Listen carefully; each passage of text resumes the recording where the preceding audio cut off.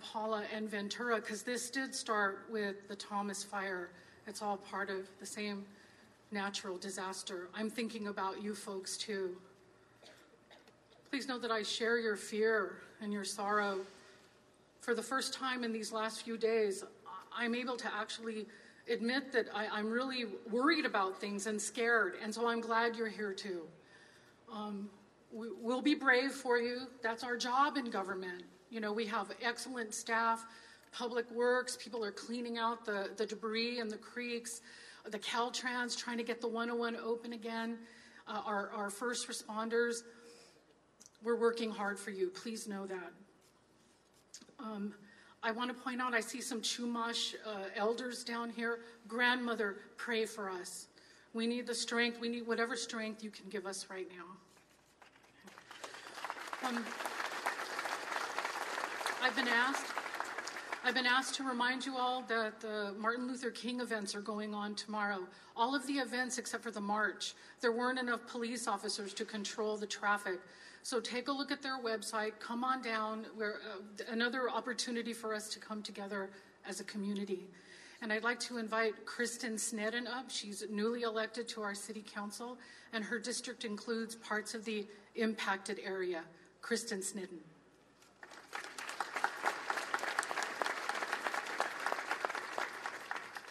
Good evening.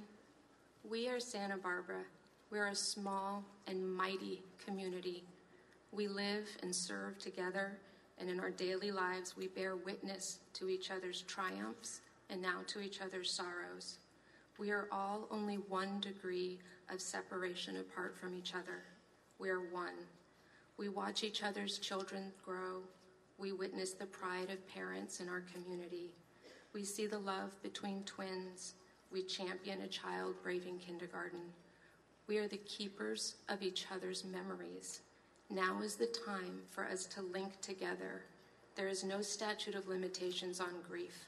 We will all falter at different times, but as a fabric of love and memory, as a community, we will hold each other up. Thank you.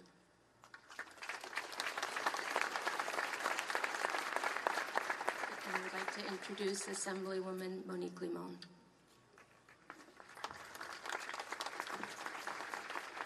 Buenas noches. Good evening. I stand here as a friend, someone who grew up in this community, and also the assembly member. But I stand here with a heavy heart for the loss that our community has experienced. We have endured weeks with many challenges, but none like this. Nevertheless, as a community, we are 805 strong. We remain strong and focused to face the future. The loss of lives is a loss of bonds, relationships, family, friends. We will be committed to work together to strengthen our community. And we will move forward, and never will the loss of lives be forgotten. I want to recognize the first responders and also all of the Emergency Operations Center team. We have seen them at their best. We have seen them work countless hours. They are committed to get us through this, and they have not at any moment stopped giving up. My heart is with everyone here today, but particularly to the families and friends who have lost loved ones. I remain committed to work with you to rebuild. Please take your candles and join me in sending thoughts. We will recover, we will rebuild, and together we will heal. With that, I'd like to invite State Senator Hannah-Beth Jackson to say a few words. Good evening, Santa Barbara.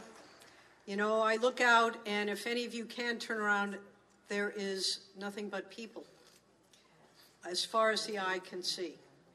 and I reflect back on the number of times that we have gathered here together, in good times and in bad times. But I am always overwhelmed by the sense of community that we share here. No better evidence than by this extraordinary coming together this evening. So we come together to grieve and to regroup, because it is at times like this that the true merit, the true honor, the true potential of us as a community, as human beings, takes place. We are not at our best when things are going great, but when we come together when things are so difficult, as we stand here with people who have lost loved ones, an absolutely inexplicable moment, an unfathomable moment, where suddenly, without warning, we have lost those people who make our lives so meaningful. But I would ask those of you who have lost loved ones, who have lost homes, who have lost friends, not to lose hope. Because this gathering of thousands of Santa Barbarans is what brings us to the point where we can go on, because we must. We must come together and celebrate our humanity. It is at moments like this that we recognize that we are, more than any other thing, we are creatures of love. We are creatures of friendship. We are people of community, of hope. We are compassionate with each other, and it is together that we will be able to move on. Together, we are Santa Barbara. And I, too, want to assure you, because those people here in this area, what do we call this? The Arch. The Arch.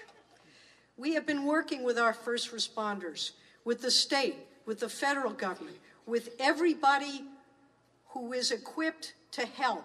And I can assure you, they are doing everything humanly possible to help us get through this experience. But we must recognize that Mother Nature is bigger and stronger than we are, and that we have to humble ourselves in her presence, and we have to band together to be the finest that we can be as we move on, as we grieve with those people who have suffered inexplicable loss, and as we move forward as a community, and as we are Santa Barbara strong. Thank you.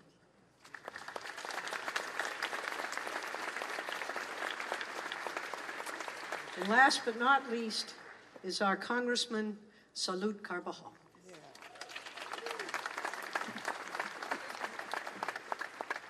Good evening. Look around. Look around you. This is our community. And while this disaster might have been focused in Montecito, Montecito's our community. Our community.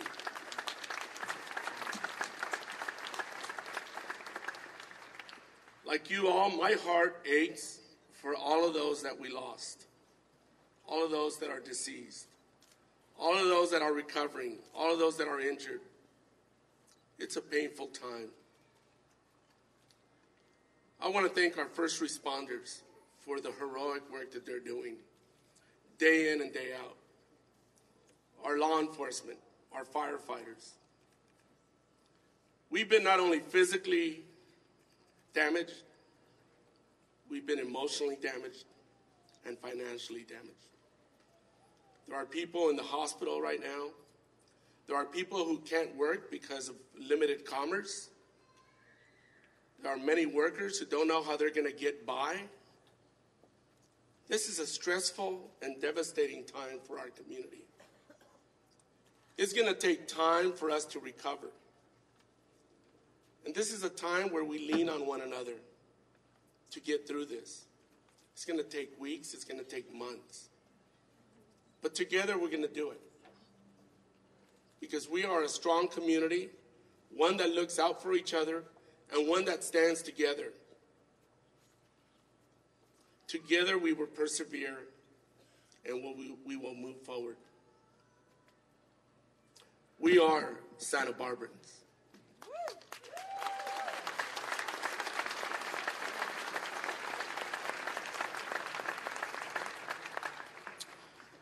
I would next like to invite up Molly DeWald with the Interfaith Santa Barbara, representing Baha'i Faith.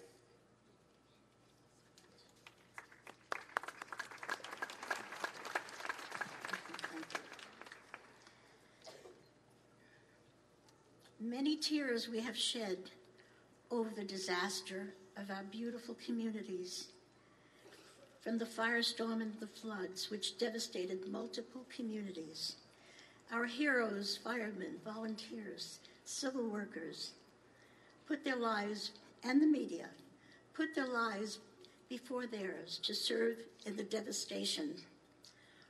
What is the aftermath? What can we take away from the severe test? At this time, a time we're given a test of growth, spiritual awareness, developing virtues. Unity is a powerful virtue, and it brings great strength. We experience our connectedness with all the people and all life. The hurt of one is a hurt of all. Work done in the spirit of service is worshiping God. Endurance is our ability to withstand adversity and hardship. And what lessons can we bring? Caring is a sign of love. When we take care for ourselves, we have more to give to others. Caring is a gift from the heart.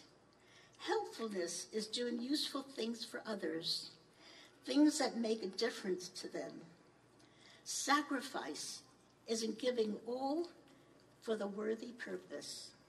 Strength is the inner power to withstand whatever comes. It is our capacity to endure in the midst of tests. Love is a center of our being. It connects one heart with another. It has a power to heal. Generosity helps us to give time and attention to the feeling, needs of those around us. Friendliness is reaching out to others with warmth and caring. It is a genuine interest in others.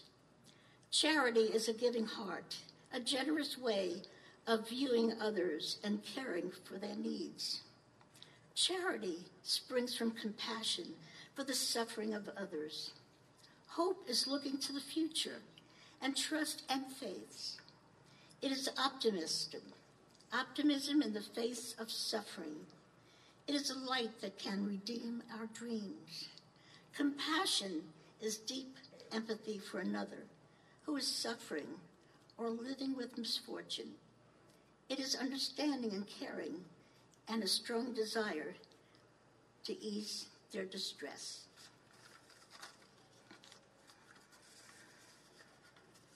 And I'd like to introduce Pastor Ian Noyes, Montecito Covenant Church.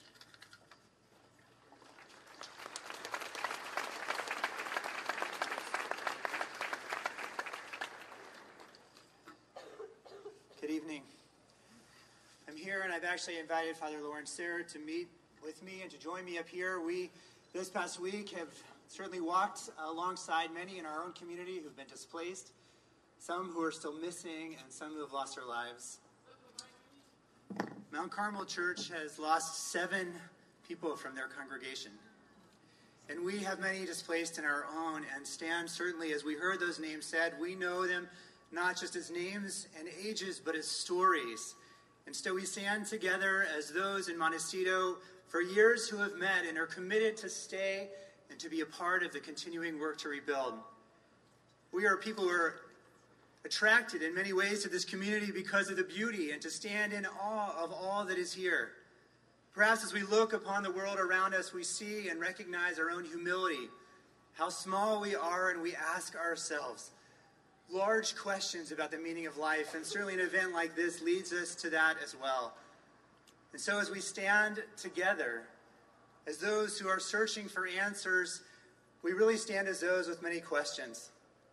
That I am used to speaking about a God who is glorious and powerful. And yet I also am grateful as a Christian pastor to be able to speak of a God who is near to the brokenhearted. A God who loves and cares for each one of his creatures that he has made. And so we stand together and we lift our voices when we have no words to say. And we offer our prayers when there are no words for us to speak. Because we know that there is a God who listens and is near, who is both sovereign and a shepherd. A reading from Ecclesiastes. There is an appointed time for everything, and a time for everything under heaven. A time to be born, and a time to die. A time to plant, and a time to uproot the plant. A time to kill, and a time to heal. A time to tear down, and a time to build. A time to weep, and a time to laugh. It's always easier to destroy than to build. You can cut a tree down in minutes. Big tree, it can take years for it to grow. So it is with destruction. It happens so fast. It catches our attention right away. But often acts of love, acts of growth, are often very little. We don't see them happening. We don't see the tree growing. But yet we come by a day later, we come by months later, and there it is with blossoms or fruit. So it is with our acts of love, our acts of kindness, our compassion, our being willing to forgive, our willing to reach out. If you add them all up, then we start to see something. Like tonight, turn behind you now and look at all the candles. They weren't there before, but they're there now. And so we see how by working together, by loving one another, we can truly build up and return to the joy, the peace that we all seek.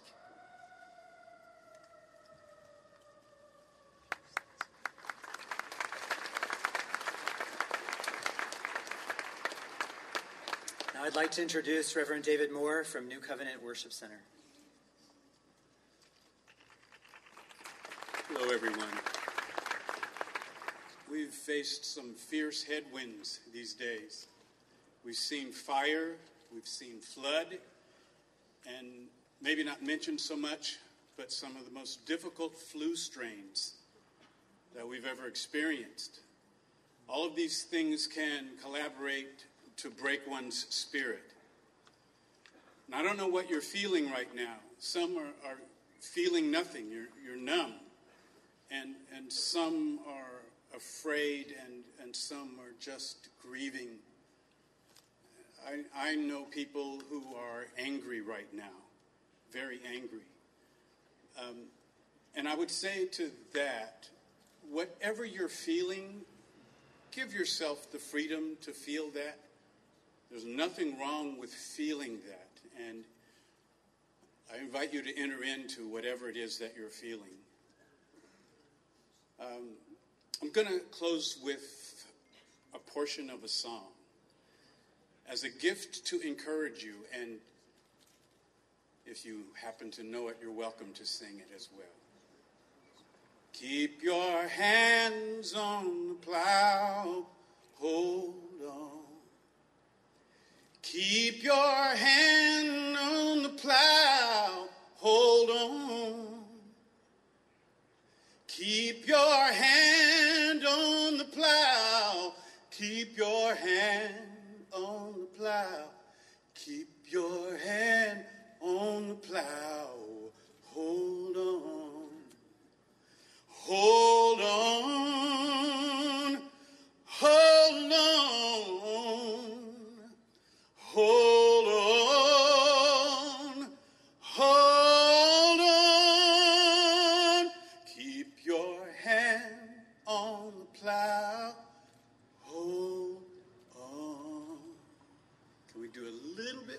with more voices. Keep your hand on the plow, hold on. Keep your hand on the plow, hold on, hold on. Hold on, hold on. Keep your hand on the plow, hold on. And I bring to you now my friend Imam Yaman Yatsi.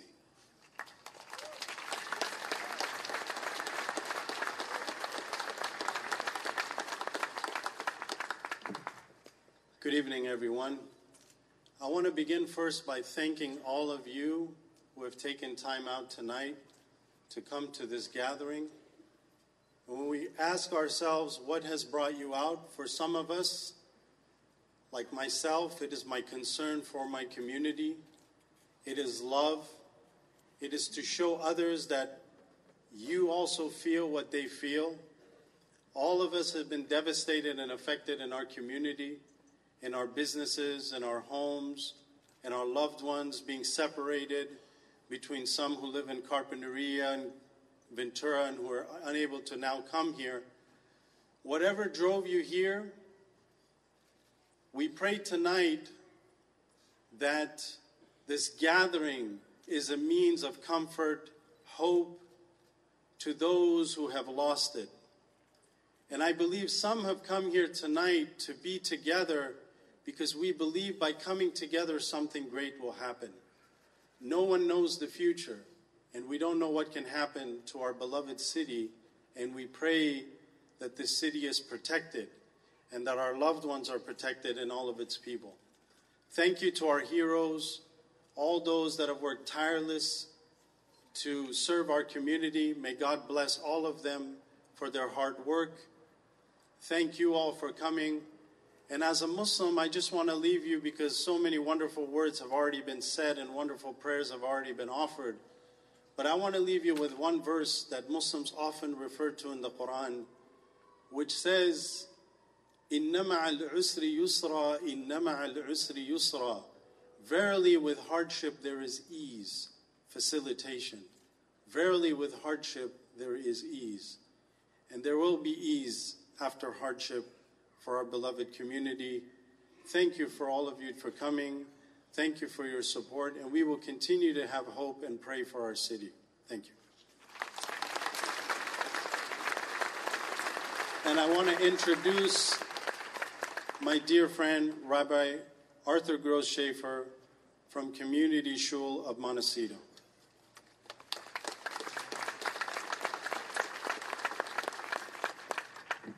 Who was here in 1990? Raise your hands. I was actually the new rabbi of a congregation B'nai B'rith, just installed, went on a camping trip up to Big Sur, and one morning, one of the people at Big Sur came over and said, outside my tent, "Are you the rabbi in Santa Barbara?"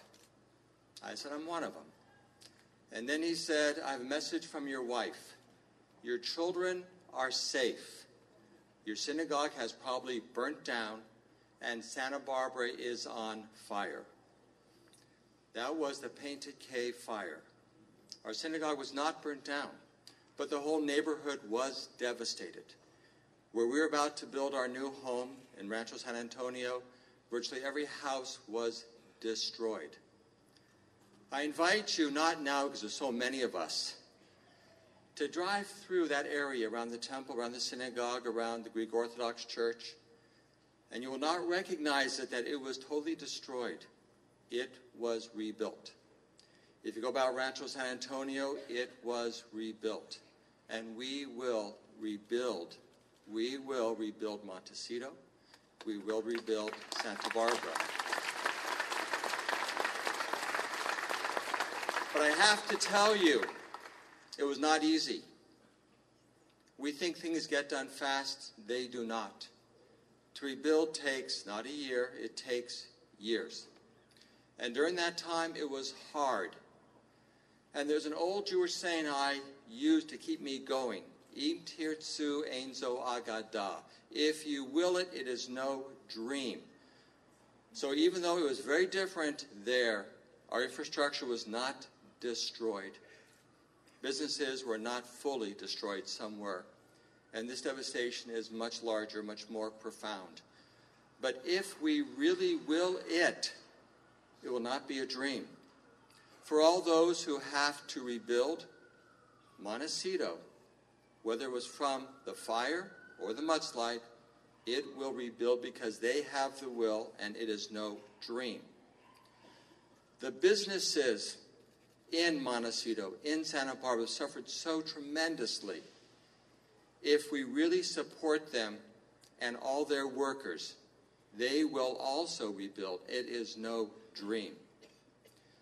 During this time, those evacuated, those who have had a difficult time, they're getting calls from us, they're getting support from us now. What about in a month, 6 months, a year? I have a thought for you.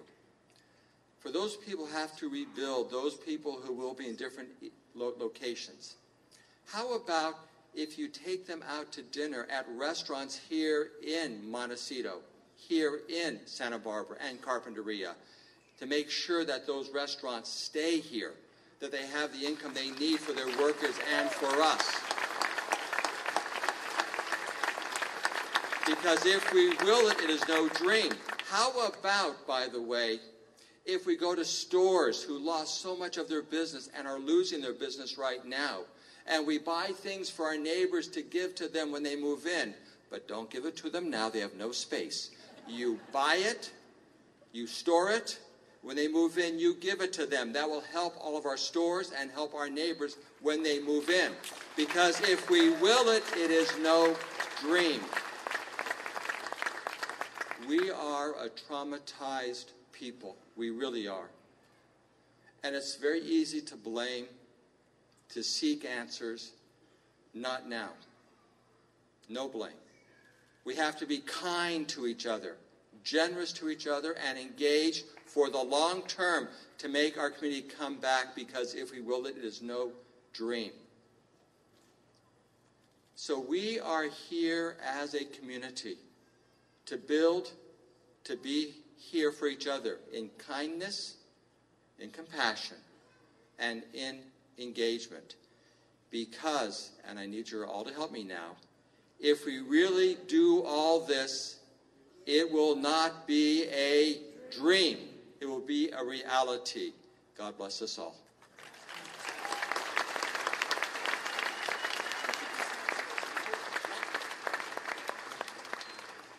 For a very good friend, the current rabbi at Congregation B'nai B'rith, Rabbi Steve Cohen.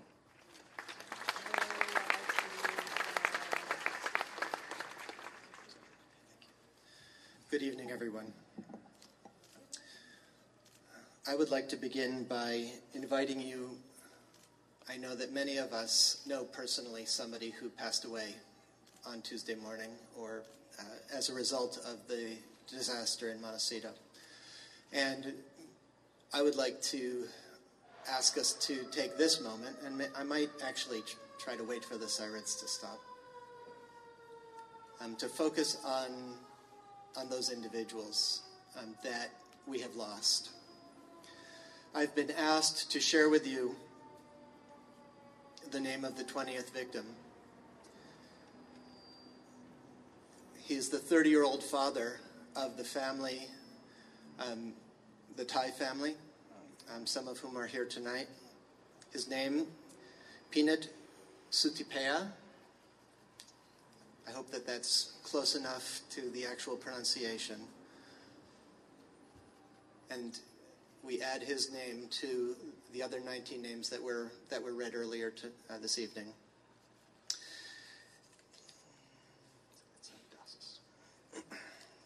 And now I would like to offer the Jewish memorial prayer, but this is a prayer that we offer on behalf of the souls of people that we love who have died. And I'm just going to read it in English and offer it to you as as sort of a vehicle for your own prayers on behalf of the people that you knew and lost this week. The God full of compassion, who dwells in the heights, grant complete rest beneath the wings of the divine presence, in the company of all the holy and pure souls who shine as bright as the sky, to the souls of our brothers and sisters who perished in the terrible catastrophe in our community last Tuesday. God of mercy, protect them forever and gather their souls up in the bundle of life. May they rest in peace. Amen. And now I would like to invite my good friend, the executive director of an incredible place. If you've never been there, I highly, highly encourage you to go there when it's ready. Casa de Maria. This is Steve Jacobson, the director of Casa de Maria.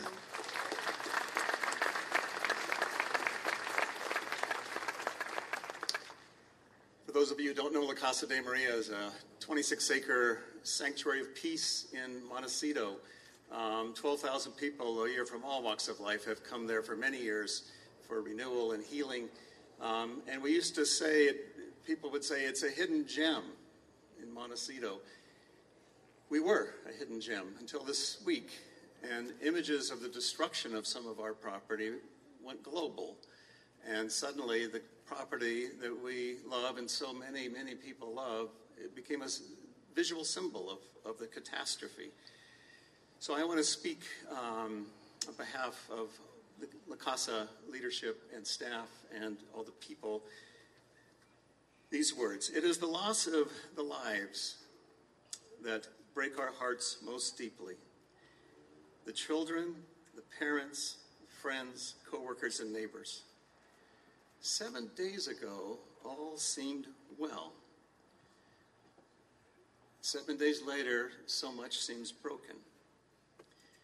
We grieve and we weep and we are stunned every time we try to fathom what has happened, and every time we see the pictures of those who have died and those who are missing. Those whose lives are gone deserve every tear we shed.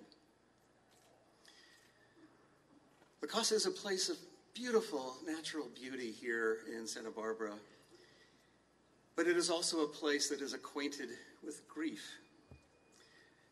Many guests come because they're grieving, or they've lost something in their life, or a loved one, or it's an anniversary of a loss. They're at a crossroads. They sense that La Casa is a safe place because there they can have time and space to feel their own heart.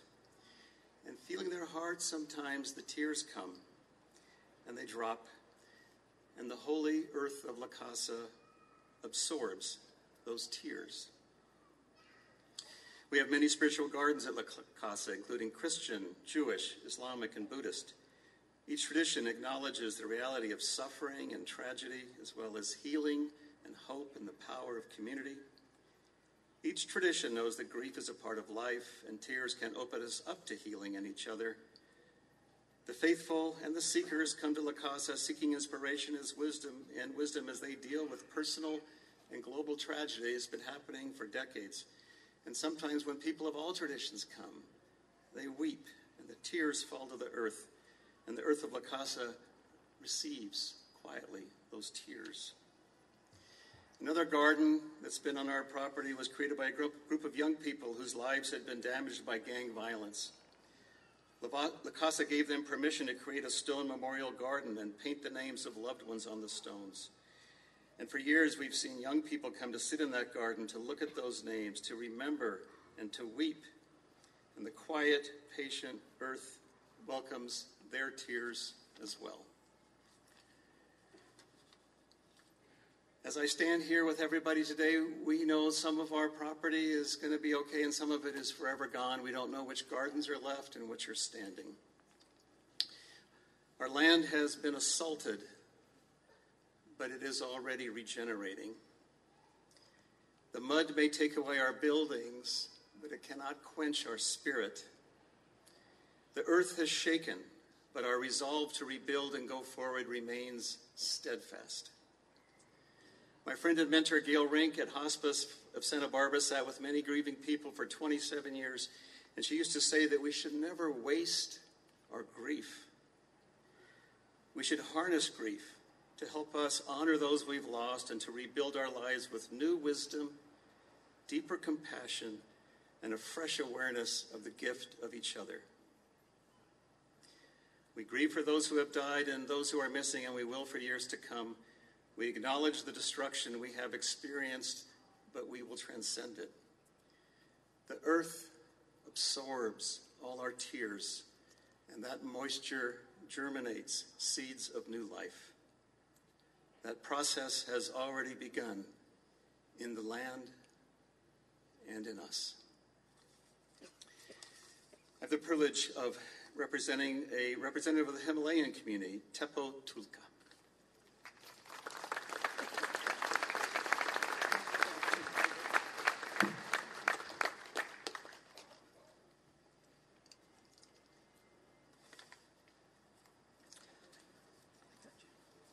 Good evening. My name is Tepo Tulku. I'm a Buddhist and a Tibetan. And I'm representing here, we are the Himalayans in Santa Barbara County, Tibetans, Bhutanese, Sherpas, and Nepalese. We have a handful of communities and we live here enjoying in this beautiful city. We offer our condolence for all the families who lost loved ones and have been affected by the devastating natural disaster in Montecito area, Santa Barbara County. We pray to good rebirth those killed and quickly recover to those injured. We thank you and admire the state, Santa Barbara County and state and federal administration and volunteers, preparedness in tackling the flood speedy for no further loss of lives of those affected. Here we all are healing and compassion prayers. We want prayer for the compassion and prayer according to Tibetan Buddhism. And please, not only our loss, our family members, don't forget how many countless peaceful animals lost their lives in these disasters. Please don't forget them. And same time, in this, not only Santa Barbara, all over the world, many sufferings, people, all you have to include our prayers here together tonight. We all one. We all one human. Please pray together and for the compassion, love for one. We are one family, one world, one family, and one earth. So I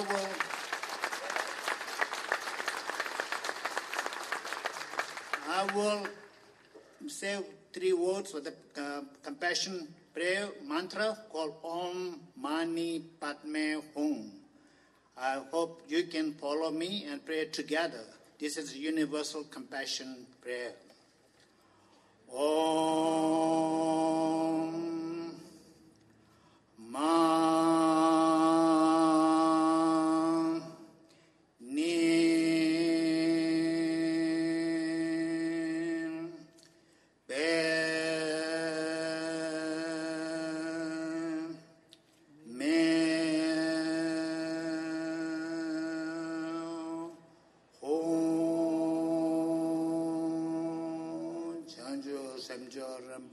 Maye Patan Kyawa Nyamba Mem Kone Kondo Pevra Show. Peace on earth. May all the sentient beings out of suffering and pray for peace, and also please you individual responsibility to keep that country safe and keep this beautiful Santa Barbara safe. Please pray and act individually and take responsibility individually. Thank you so much. Thank you.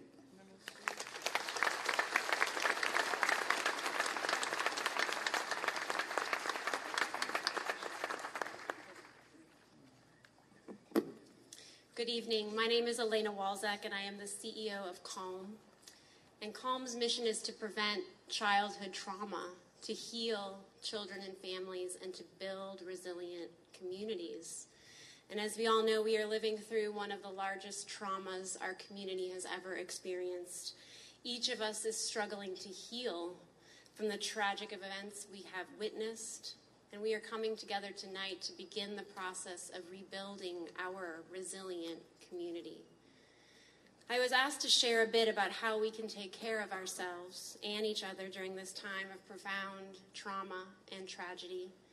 And I stand here not just as the CEO of CALM, but as a mother, a partner, a community member, a colleague, and a friend. Like you, I am reeling from the devastation on a very real and personal level. So I will do my best up here. First and foremost, it's important to remember that we have been living in a state of heightened alert and stress for more than 5 weeks. It's important that we take time to reflect on all that we have felt since the outbreak of the Thomas Fire. Together, collectively, we have lived through the unimaginable. Each of us have images or memories that linger, and I can only share my own. For me, it's the stress I felt as the fire burned out of control, the uncertainty and fear I felt for myself, my loved ones, as I saw the unthinkable images of flames engulfing our hillsides. The absolute panic in the eyes of my little girls who woke in the middle of the night to ask me, "Mommy, how far away is the fire now? How long until the flames reach our house?" The anxiety of watching our beautiful city engulfed in smoke and ash, and the feeling that we were living through an Armageddon, with people sheltering in place or walking around with N95 masks. The exhaustion of evacuation, the hypervigilance and constant concern we felt for the well-being of others. And then the relief and gratitude when the more than 8,000 firefighters and first responders descended upon our community and heroically protected us and saved us. And the sincere hope I felt with the dawn of a new year, the cleanup of ash from our streets and homes, and people coming back together to support our local businesses. And then, as if that wasn't enough, we experienced the absolute overwhelm, the heartbreak of the events of this past week. The shock, the numbing, the sadness, the guilt, the helplessness, and the profound sense of loss. We are immersed in the stories of those who have lost their homes, their livelihoods, their family members, and of course the 20 who have lost their lives. I find myself disoriented, agitated, unable to focus, unable to sleep, moved to tears over the smallest things.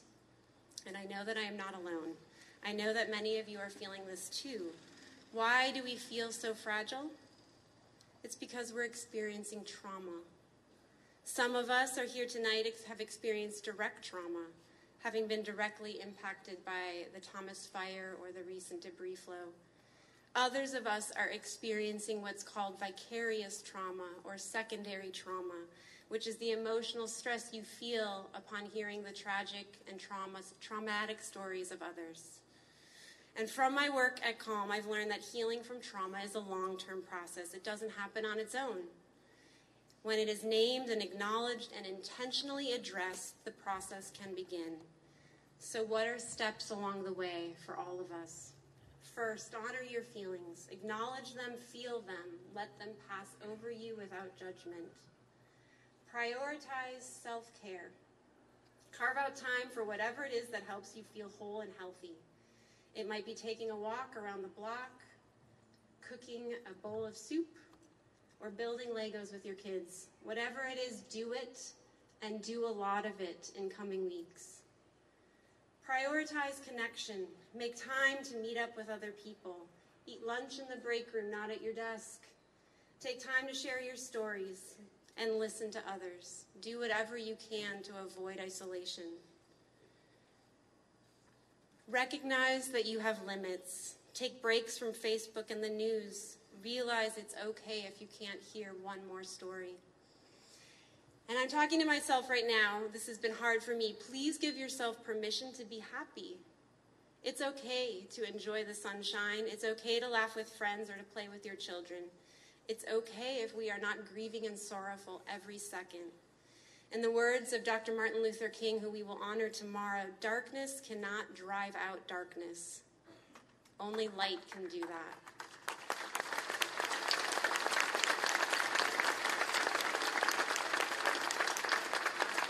We need to be each other's light. We need to recognize the absolute horror in what has happened, and we must also see the beauty in this gift of life we are so lucky to receive. Be kind and gentle to yourself and others. Share a smile with someone at the grocery store. You have no idea the burden they may be carrying. Offer a helping hand to those in need around you. And most importantly, ask for help. Don't be too hard on yourself. Nothing could have prepared us for what we are experiencing now. We have to recognize that we are doing the best, the very best we can. We have a long road towards healing and wholeness ahead of us. Each of us must focus on our own recovery so that we are able to share our strengths and gifts with others as together we work to renew and rebuild this beautiful community we call home. And in closing, if I may, I know I've been speaking for a while, I just want to share a poem that I found that was written by Nicholas Cable in response to a different tragedy in a different community in a different time. It's called An Essential Journey Back into Light. Lights extinguished by tears and whimpers. Sputtering flames become wicks of what could have been. We search for light in this darkness, checking behind doors of truth and compassion, finding empty gateways and paths towards the unknown.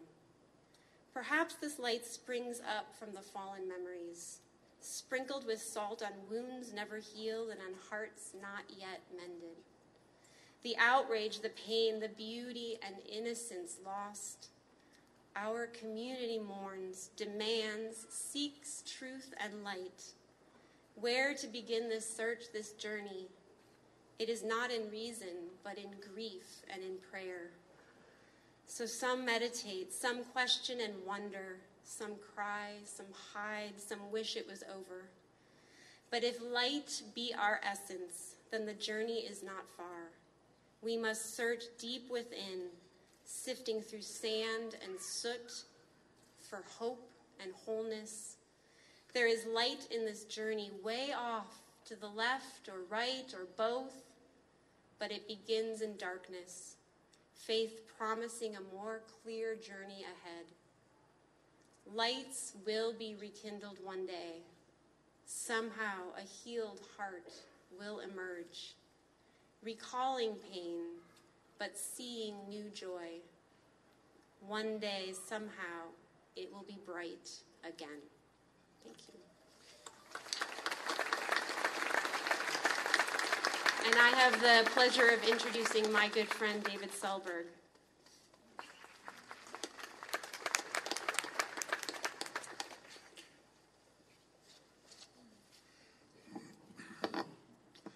Hello, everyone.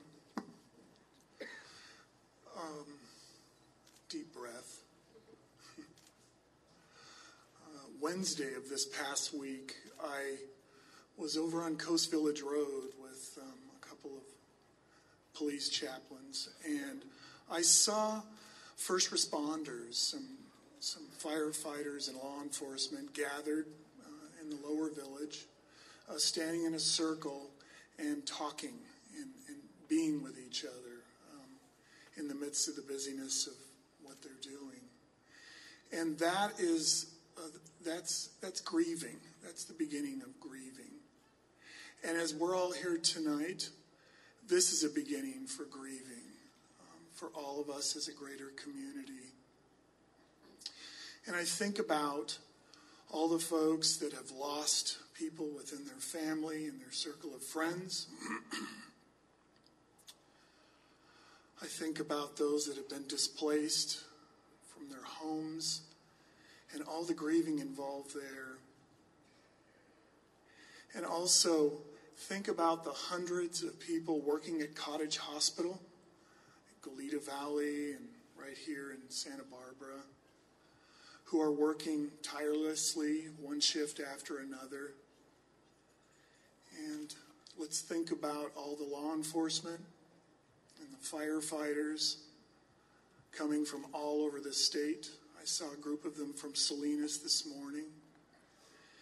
And as we all support them, I want everyone to know that Hospice of Santa Barbara is there for everyone. Give us a call. And grief is a slow process, as so many of us know. It takes time, and it can sneak up on us when we least expect it. So please reach out to Hospice of Santa Barbara. We've been there through community tragedies at UCSB and the post office and so many others that affected all of us, the greater community. So reach out to us. We have counselors on hand. We have hours, extended hours of our grief center for all of you. And call us, go to our website, hospiceofsantabarbara.org.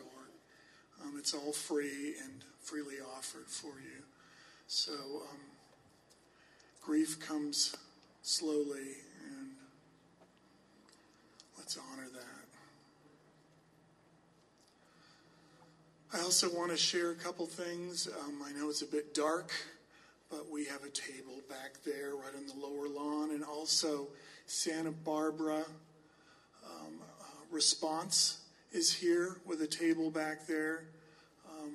They're here to offer, their unit is here to offer acupuncture in the coming days, weeks, months for those acupuncture healing trauma. And I also would like to just say thank you to the folks here behind me who have brought us all together. Doss Williams, Joyce Dudley, and so many of our elected folks. Thank you for bringing us together to begin this grief.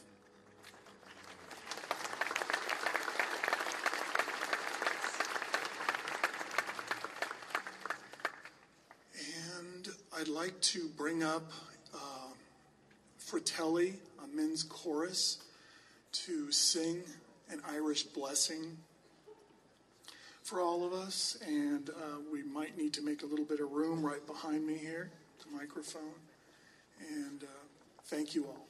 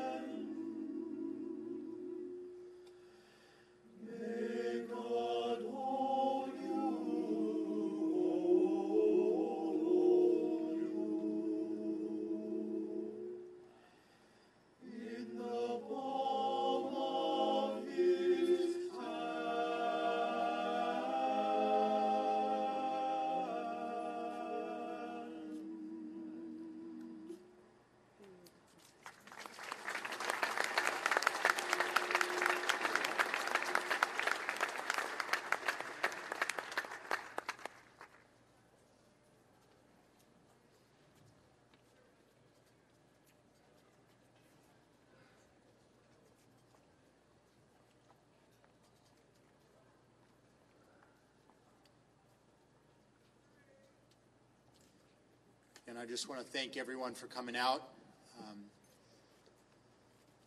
Tomorrow is Martin Luther King Jr.'s birthday, and once he said the most urgent question of life is, what do you do for others? So I hope that you will go forth in love and a determination for this to be a community. Thank you.